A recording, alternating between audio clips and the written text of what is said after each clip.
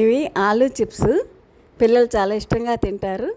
ఇప్పుడు స్నాక్స్లా కూడా ఇవి తినొచ్చు. సమ్మర్లో అయితే ఇవి ఇంకా ఇష్టంగా కూడా తినొచ్చు. ఇవి చక్కగా నూనెలో వేపుకొని కారం చల్లుకుంటే సరిపోతుంది.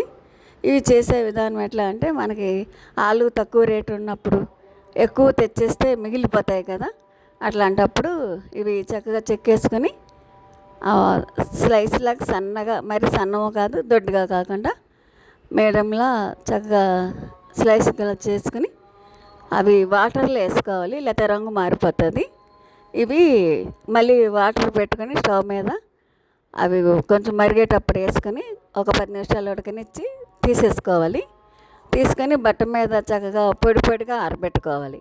ఎందుకంటే ఒకదాని మీద ఒకటి వేసుకోకూడదు, విడివిడిగా ఆరబెట్టుకుంటే బాగా సాయంత్రానికి ఆరిపోతాయి.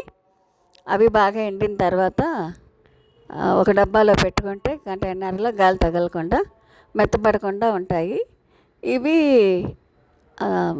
ఆయిల్ వేసుకొని మనకు ఎప్పుడు కావాలంటే అప్పుడు వేపుకొని కారం చల్లుకోవచ్చు.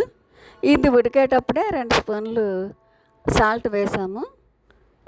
క్వాంటిటీని బట్టి తక్కువ ఉంటే 1 స్పూనే వేసుకోవాలి, ఎక్కువ ఉంటే ఇవి 4 కిలోలు ఆలుగడ్డలని బంగాళదుంపలు అంటారు కదా, ఒక్కో ప్రాంతంలో ఒక్కోలా మాట్లాడతారు. ఇవి స్లైస్ అయితే చిప్స్ బాగా వచ్చినాయి. చెప్తే తినడానికి కూడా చాలా బాగున్నాయి. ఒకసారి మీరు కూడా ట్రై చేయండి.